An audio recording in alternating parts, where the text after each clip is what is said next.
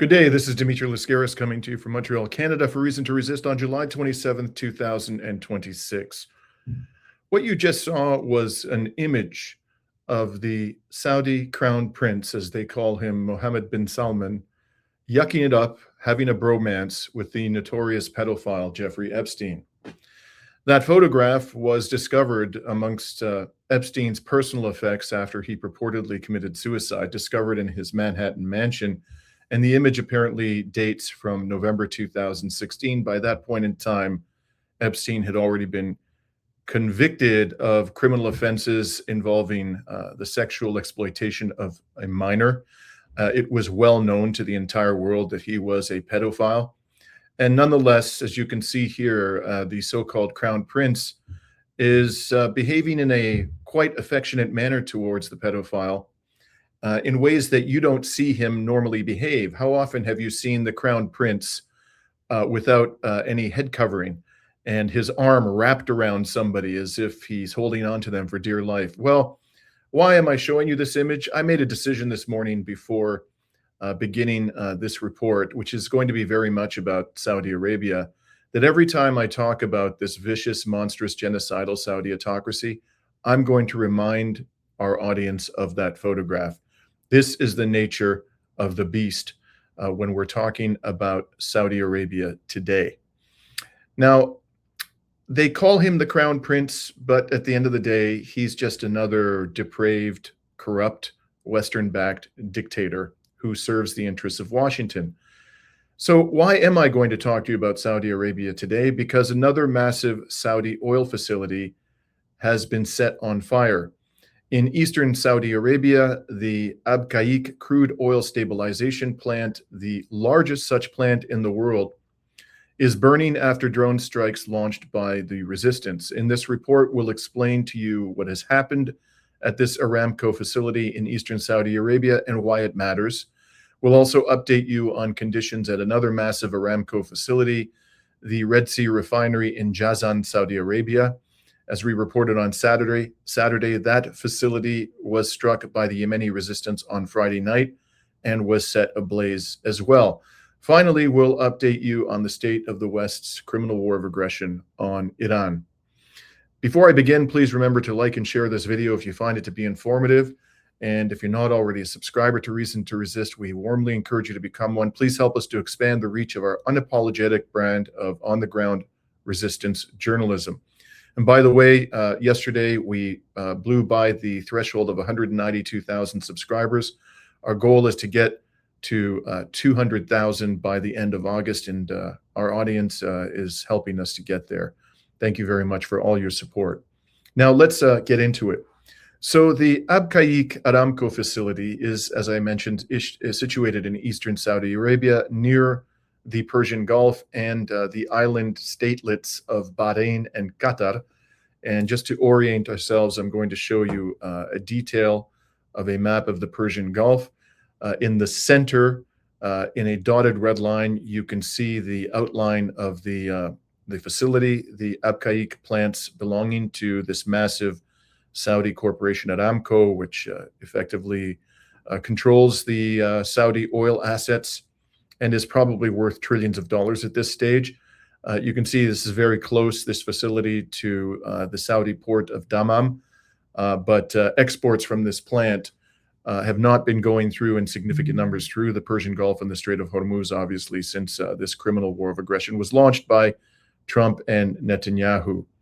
Now, the giant Saudi oil company, which owns this facility, describes the facility in superlative terms on its website.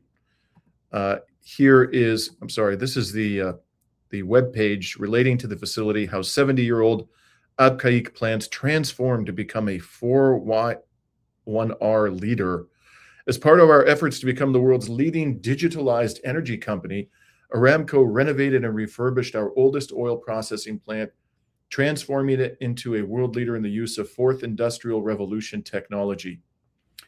And then it goes on to state this: the Abqaiq plants, the oldest oil processing plant in Saudi Arabia, has harnessed the power of digitalization to enhance its operations, utilizing robotics, artificial intelligence, data analytics, and something called ELOT, I confess not to know what that means. The use of 4IR technology helped free workers from mundane, sometimes hazardous tasks, allowing them to take on more rewarding roles. Oh, yes, the Saudi autocracy is so concerned about the well-being of workers, ain't it? And then it continues saying the revamped site gained recognition as a cutting-edge technology leader and is our latest facility to become part of the World Economic Forum's Global Lighthouse Network. Wow, the World Economic Forum is in love with the facility. Abqaiq plants, says Aramco, is the largest crude stabilization plant in the world and a cornerstone of our operations. It provides around 5%, I repeat, 5% of global oil supplies and stabilizes half of Saudi Arabia's daily oil production. However, at 70 years old, is also our oldest oil processing facility. This naturally presented a few challenges on its journey toward becoming more digitalized, and blah, blah, blah. According to Al Jazeera, the Saudis are blaming the drone attack on this facility within the past 24 hours on Iraqi militias allied with Iran. And here is a breaking Al Jazeera report published this morning. Saudi Arabia's air defense systems have destroyed drones coming from Iraq, the defense ministry says. Notice there's nothing here about any of those drones having gotten through. Okay, it only says it has destroyed drones coming from Iraq. And they go on and say the unmanned aerial vehicles attempted to target oil facilities in Saudi Arabia's eastern region. This is a statement apparently from Saudi Arabia's depraved Ministry of War. The ministry, says Al Jazeera, alleged the drones were launched by Iran-aligned armed groups in Iraq. Yemen's Houthis said they targeted oil facilities in Saudi Arabia owned by Aramco in the latest escalation between the two sides. So as you can see, the Saudis have not admitted that Abqaiq has been struck and in fact are trying to convey the impression that the attack was entirely thwarted. Whether this came from Iraq or not, I cannot say. As of this moment, I have not seen any resistance group officially claim responsibility for this attack, but that it occurred can scarcely be denied, and not simply because of what the Saudis said. Unfortunately for the bro buddy of Jeffrey Epstein, the crown prince of Saudi Arabia, we live in the era of satellite technology. And in fact, satellites reveal that the Abqaiq facility is ablaze. This is an image produced by the NASA VIRS satellite, which I understand collects visible and infrared imagery. When it passed over Abqaiq in the past 24 hours, it picked up a fire at Abqaiq, possibly several fires shown here in the red squares. And the Saudis reportedly began emergency flaring across multiple production sites after the main refinery was damaged. And I think that the flaring might be indicated by the yellow boxes on the satellite image, yellow signifying fires of a much lower intensity than the fires situated underneath the red boxes. So in addition to the satellite imagery, photos and videos of the fire have emerged on social media. Now, I haven't been able to confirm that these are, in fact, from the Abqaiq fire, but they are being posted by people I regard as reasonably reliable. So here is the first image. You can see this. Somebody was apparently passing by the facility on a highway and shot this photograph from their vehicle. And here is a second photograph, also potentially from the same vehicle. And we also have a video, which is much clearer. Let's have a look at this one, shall we?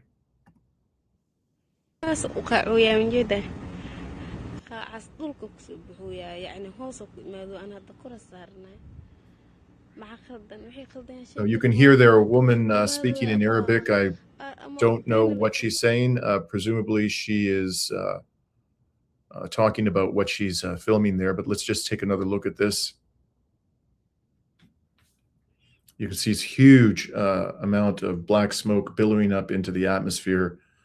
Not surprising that this would be visible to satellites passing over the region. Now, meanwhile, and as we reported on Saturday, Yemeni ballistic missiles struck the Jazan refinery on the Saudi Red Sea coast on Friday night. This is a massive, again, purportedly state-of-the-art facility, which is situated just north of the Saudi border with Yemen. And as I commented in my report on Saturday, you would think that the Saudis would not invest $21 billion into an oil facility on the Yemeni border unless they were inclined to make peace with the Yemenis, who have shown beyond a shadow of a doubt that they can destroy with consummate ease just about any Saudi oil facility they wish to target. So satellite imagery published today not only shows that the fires at the Jazan facility continue to rage, but they appear based on those images to have gotten bigger. And here is the many outlets have published this same satellite image, including the Clash report. It said today, a major fire is still burning at Saudi Aramco's Jazan refinery more than 48 hours after Houthi ballistic missile and drone strikes overnight on 25 July.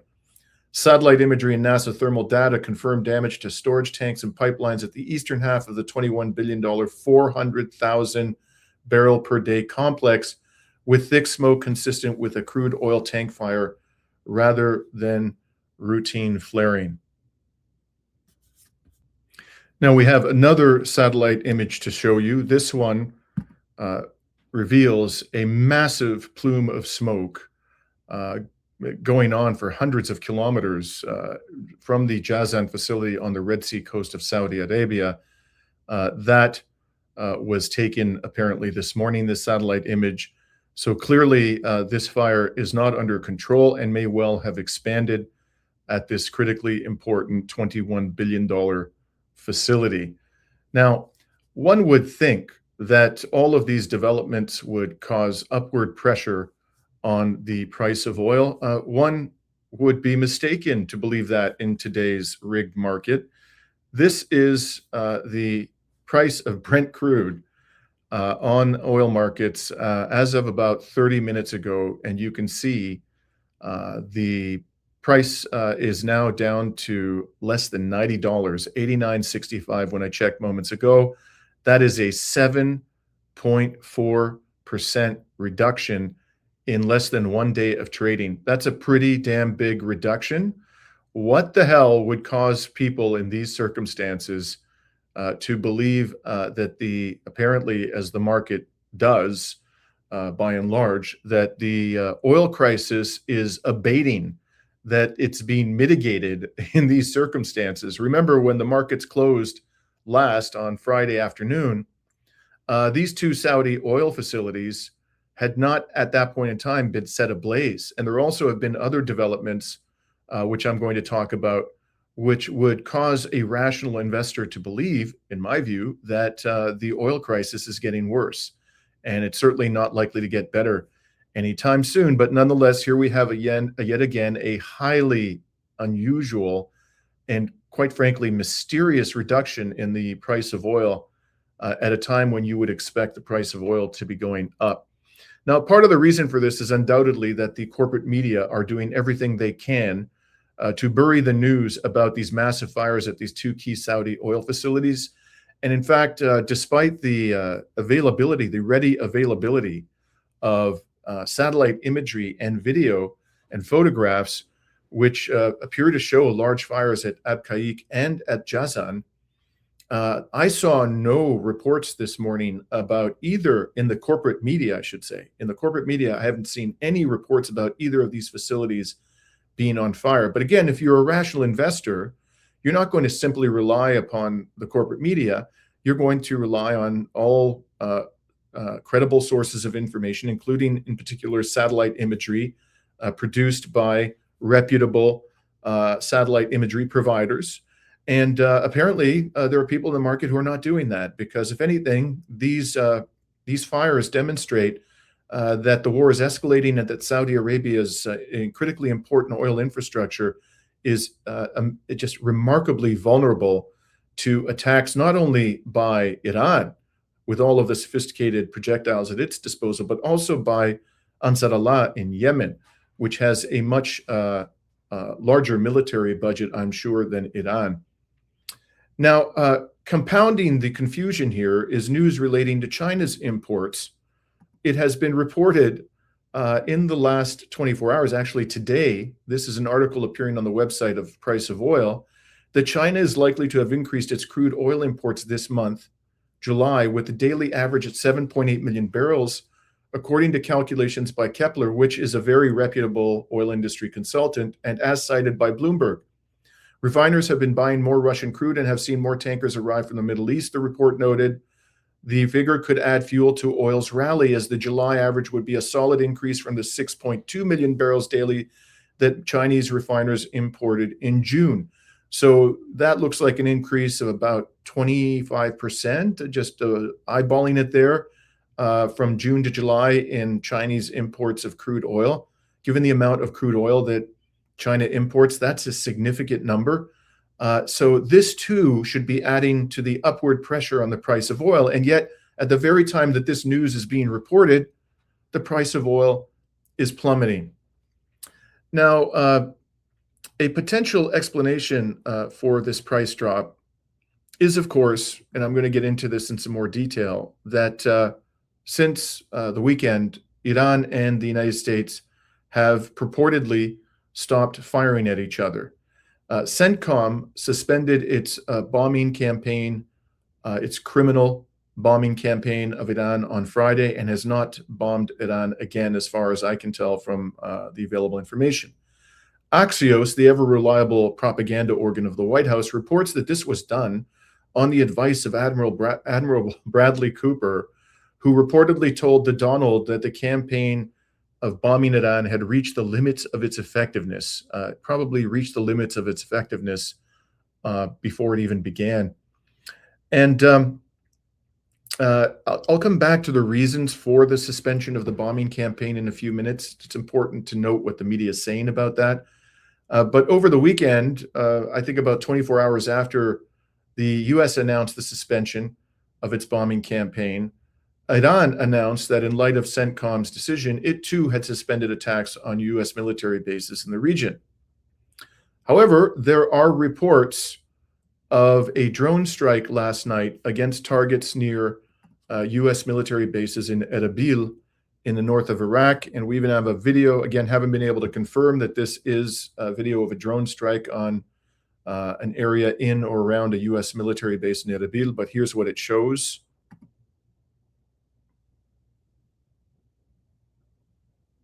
And you can see at the very end there a flash of light as the drone appears to strike a target on the ground. I'll show it to you again.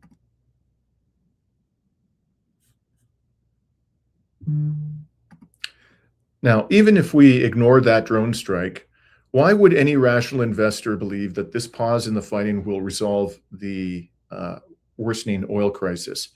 We just saw what happened in regard to the Memorandum of Understanding. The Trump regime treated it like toilet paper by violating it from the very outset, from the very time that it was signed, and doing so in almost every imaginable way. And there's no reason to believe that the Trump regime can be trusted now.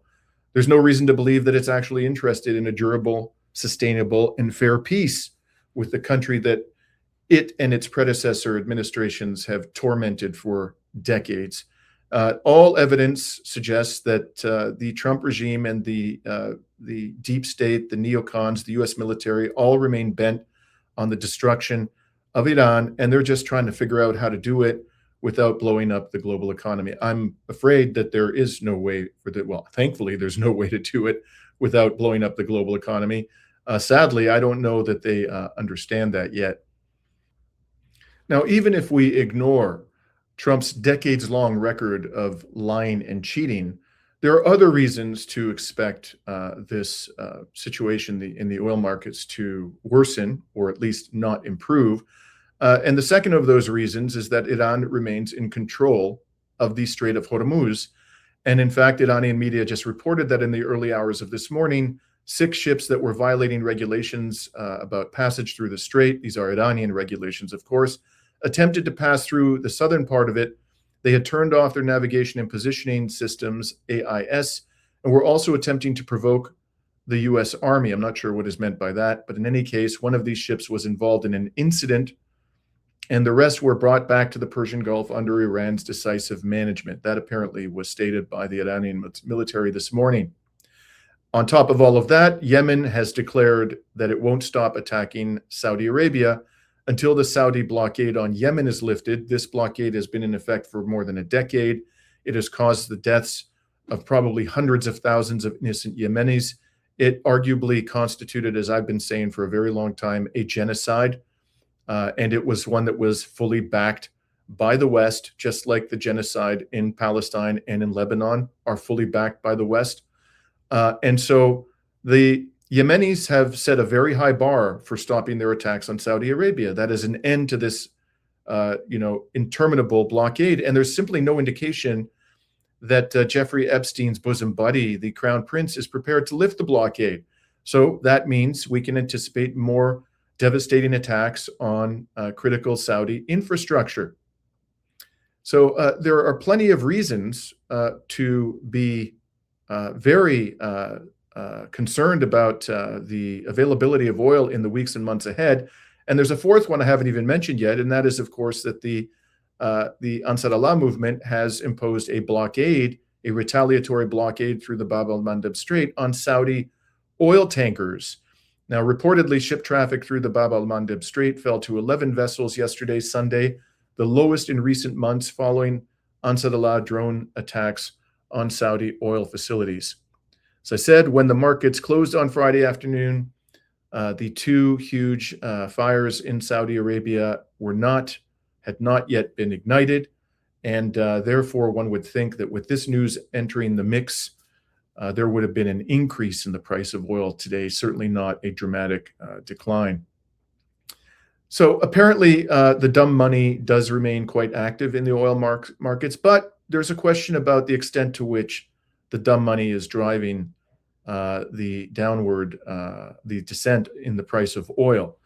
And in that regard, Chris Martenson, an economic researcher and futurist specializing in resource depletion, made a very interesting statement on X this weekend. Actually, he reposted, it looks like he reposted something from March 13th that he put out. FT confirming that people inside the oil trading business were wondering who the mysterious big seller was of oil futures. So somebody is out there selling massive amounts of oil futures. I've heard other reports about this. Rigging markets is both illegal and dangerous. If the U.S. loses its position as a legit place to conduct business, it will be because of its tendency to lie, cheat, and steal. And this is an article that an excerpt from an article from the Financial Times that Chris included in his March 13th post. It says, we were being pushed by clients as to who the big seller was. This is apparently an oil industry trader. The speculation was that it could be from the U.S. Treasury, he added, noting that the government has previously intervened in other markets such as currencies. And by the way, they did that in December. This was admitted by the U.S. Treasury Secretary Scott Benson to try to do severe damage to the Iranian currency and to provoke protests, which is exactly what happened. And Scott Bessent at the Davos forum was bragging about this. I showed a video of him bragging about it on an episode back in January. So this is certainly par for the course for the U.S. Treasury.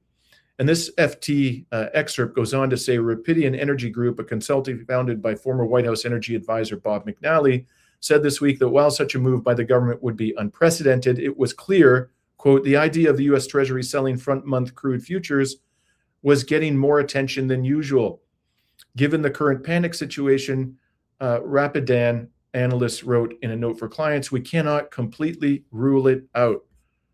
So yes, entirely possible that the U.S. Treasury or some other arm of the U.S. government is intervening anonymously and massively in the oil markets to suppress the price of oil. Now, Chris had another very interesting observation about the downward pressure on the price of oil. Whatever is causing it is clearly not reflective of current conditions in global oil markets. There is something going on here, whether it's the complicity of the media, U.S. Treasury intervention, just a lot of stupid people trading in oil at the moment and having far too much confidence in Donald Trump's claims that he wants to resolve this criminal war of aggression peacefully. Whatever the reason may be, the price of oil is being artificially suppressed somehow. And Chris Martenson, apparently in an interview with Tucker Carlson, argued, I haven't seen the interview, but I'm just showing you here the post on X. Oil jumped from $80 to $120 in 2022. This is when the Russian forces intervened militarily in Ukraine in February of that year. It went from 80 to 120 when the world thought 3 million barrels of Russian oil might come off the market. The current energy crisis is inarguably far worse. If the price does not dramatically increase, we are simply going to burn through all our supply. What does he mean? Well, this is a concept known as demand destruction. As the price of a commodity goes upwards, even one as important to normal economic activity as oil, invariably people are going to consume less of it. And you probably are going to end up, depending on the extent of the price increase, destroying to some degree demand. And of course, if you reduce, destroy, use whatever verb you want, demand for oil, that means the oil is going to get consumed at a slower rate. However, if oil is cheaper than it ought to be, you're actually encouraging consumption. You're certainly not discouraging consumption. And that means that you will burn through your existing inventories faster than you otherwise would. And that's what Chris Martenson is saying here. He's saying we are simply, if the US government, by some means, or the corporate media, or just dumb investors, or some combination of all of these things, are artificially suppressing the price of oil, then we are going to deplete the already highly depleted inventories of oil, including the strategic reserves of countries like the United States, faster than we otherwise would. And then when we get to the bottom of what we can do in terms of accessing those reserves, all hell is going to break loose. So I think this is a very important observation, and one that people need to keep in mind about preparing for what is coming. Now, in any case, the question does remain as to why Trump suspended the attacks on Iran. And over the weekend, the New York Times published several articles claiming that a major reason for the suspension is the lack of Patriot interceptor missiles in U.S. munition stocks. Here is the main article which made that case. This was published, I believe, on Saturday of last week. U.S.-Iran war pauses for second straight day. President Trump put off plans to escalate the fighting in part because of dwindling stockpiles of interceptor missiles, American officials said. Let me just pause there and say any article in the Western corporate media that is based entirely or almost entirely on claims made by U.S. government officials should be treated with a very large grain of salt indeed, if not utterly disbelieved altogether. But in any case, let's go on and see what this article has to say.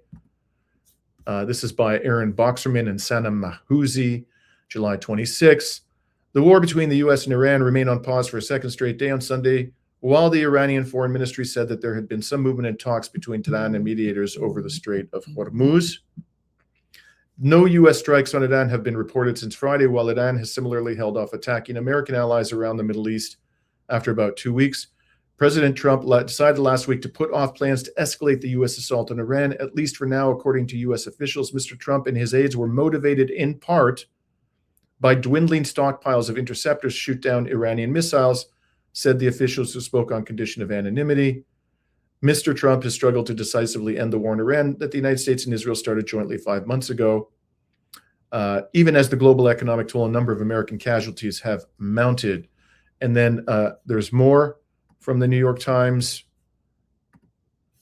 But by late Friday, Mr. Trump appeared to be temporarily put aside the bigger bombing plans, apparently persuaded, at least in part, by his military advisors' assessment of dwindling supplies of munitions to defend American troops in Jordan, Kuwait, Bahrain, and the United Arab Emirates, whose bases there have become under heavy Iranian fire in the past 2 weeks.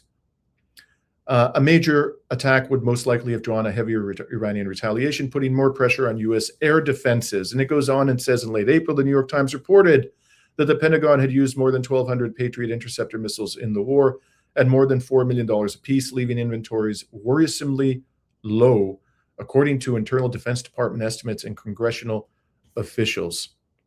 Now, it is undoubtedly true that U.S. Air defense interceptor stocks are greatly depleted. But there's two reasons to be skeptical about this article. One of them I've mentioned is that it's based on the claims of unnamed U.S. officials.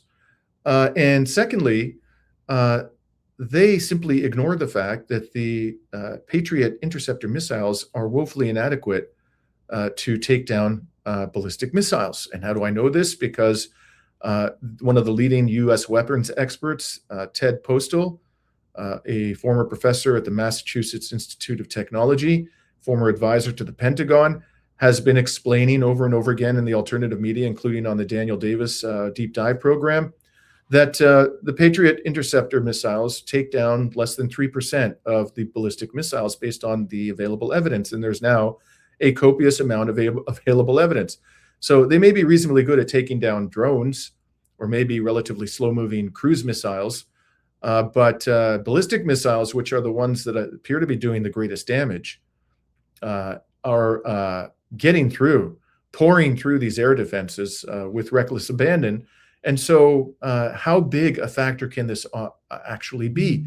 You know, this article, one way to look at this New York Times article and all of its articles and other corporate media articles, which talk about the essential function and the necessity of Patriot air defense systems, you could basically look at them as free advertising for Raytheon, which manufactures these interceptor missiles, because the underlying unspoken premise of all of these articles, and you can find literally thousands of them extolling the virtues of the Patriot air defense system, the underlying premise is that this thing is actually effective to stop ballistic missiles, but that's simply not true.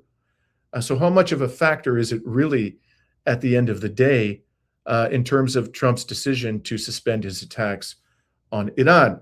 I don't deny it's a factor. I doubt that it is the main factor. What I think is probably the main factor is that the price of oil hit $100 a barrel right at the moment when Trump decided to suspend the attacks, and it hadn't been there in a couple of months.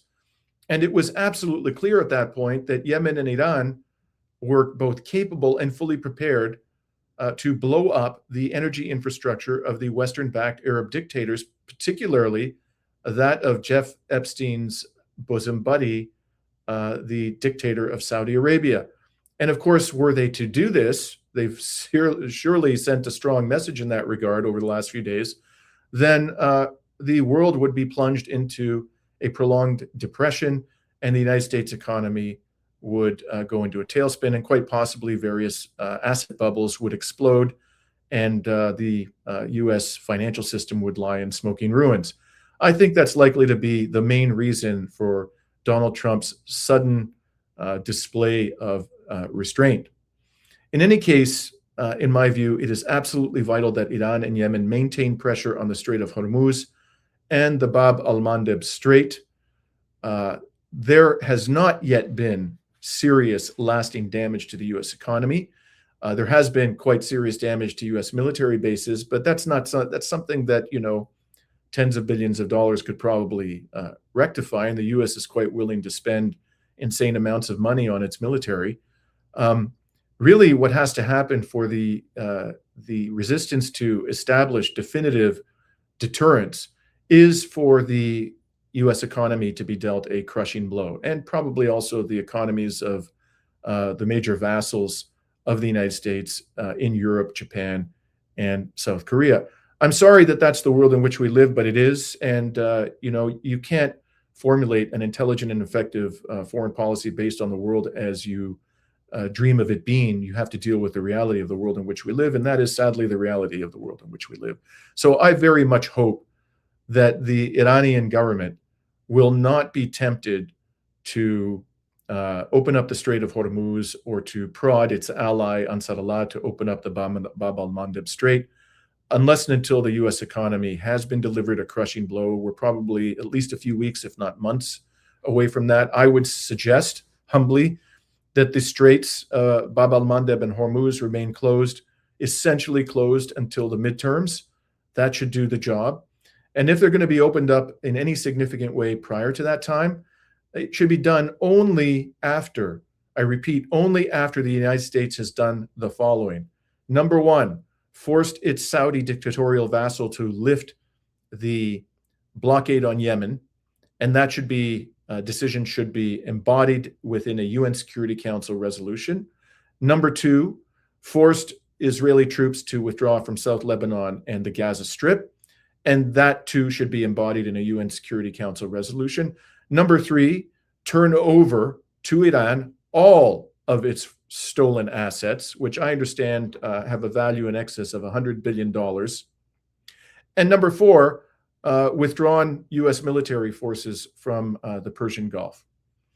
Only after the United States has actually done all of those things would I, if I were in the position of decision-making in Iran's government, reopen the Strait of Hormuz or request my allies in Yemen to reopen the Bab al-Mandeb Strait.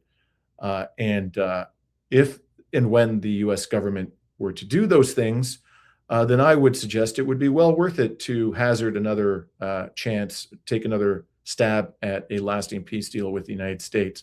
But anything short of that, I would argue it is absolutely essential that the entire axis of resistance maintain maximum pressure on the global economy, and especially, of course, the U.S. economy.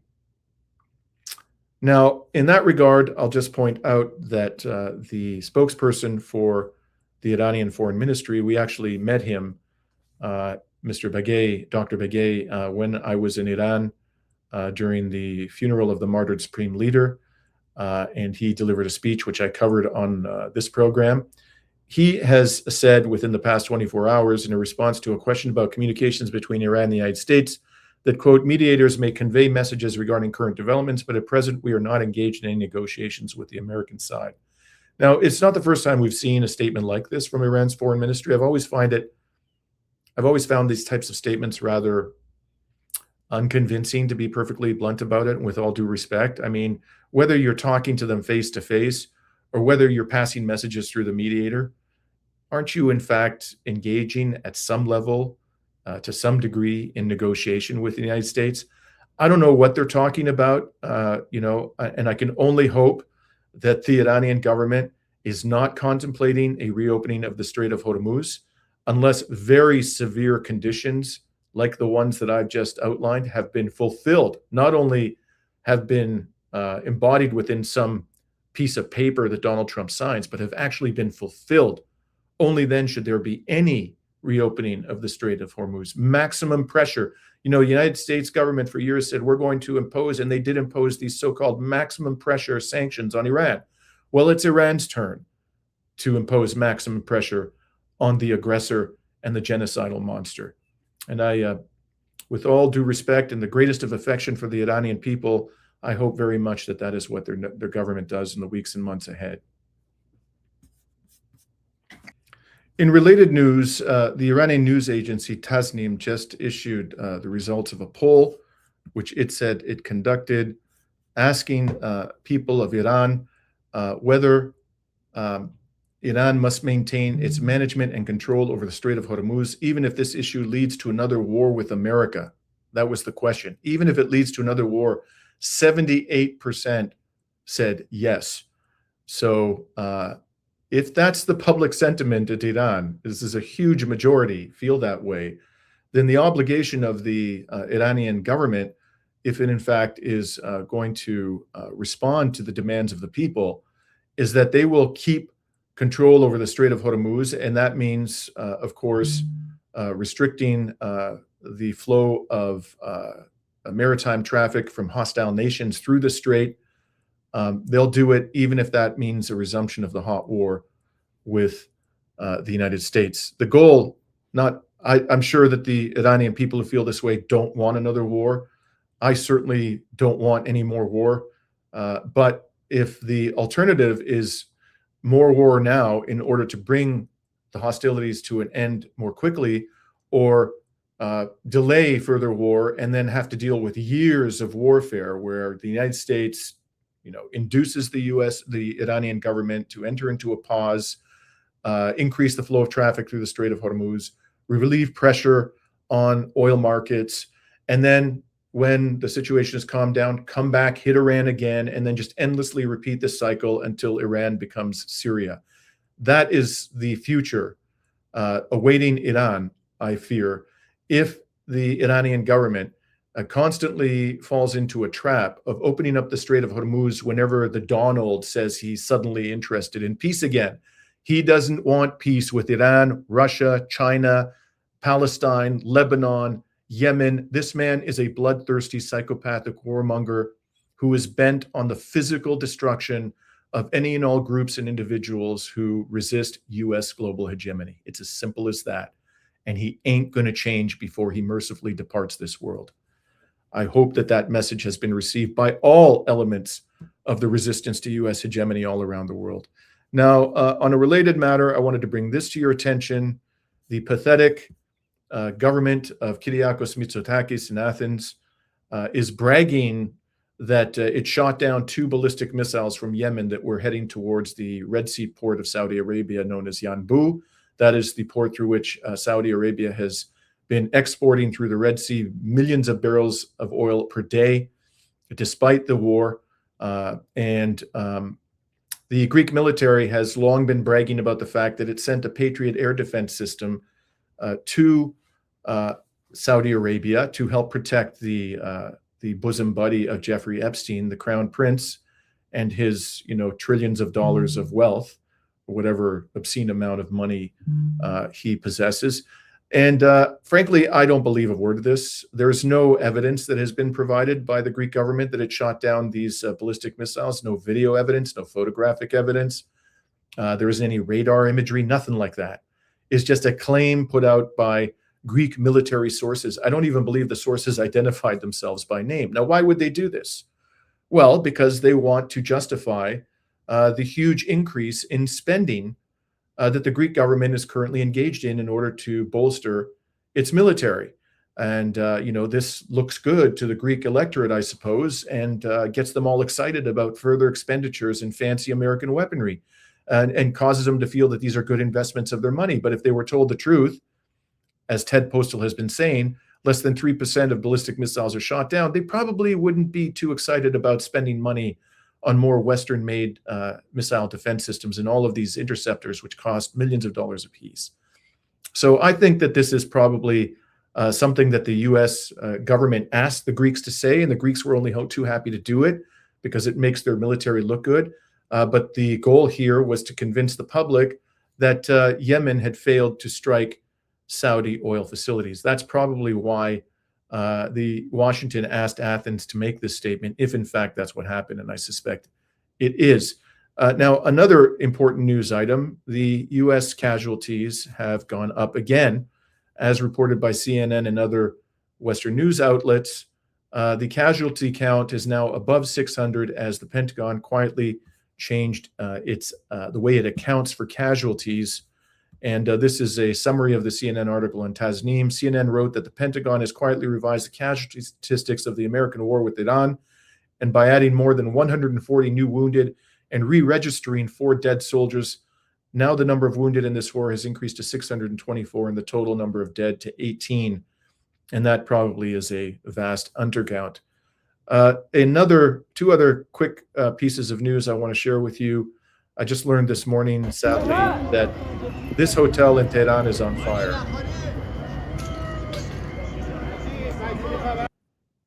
This is the Parsian Estegal Hotel. I believe it's in the north of Tehran. I actually stayed there the first time that I went to Iran in May of last year. That's where the Sobe Media Festival was being held, and I came to Iran to attend that festival. And, when I was about to go to Iran on my 3rd trip, I was asked by some colleagues who had stayed with me at that hotel to inquire about whether it was still standing, because this was a hotel where international media were apparently, they frequently stayed. And a lot of people I know, foreign journalists who've traveled to Tehran, who know of this hotel, thought that it might have been targeted by the U.S. or Israeli aggressor. Now, what caused this fire is not clear. It could have been purely accidental. I don't know. But thankfully, for the time being, it appears that no one has been killed in this fire. And lastly, I want to show you another fire, a much larger and more destructive one coming out of the genocidal Israeli. ציפורים לבנות, הנה הוא בא. אש במפעל. כתבנו ציוס המדביר. Now that is an industrial facility in the Israeli settlement of Sderot.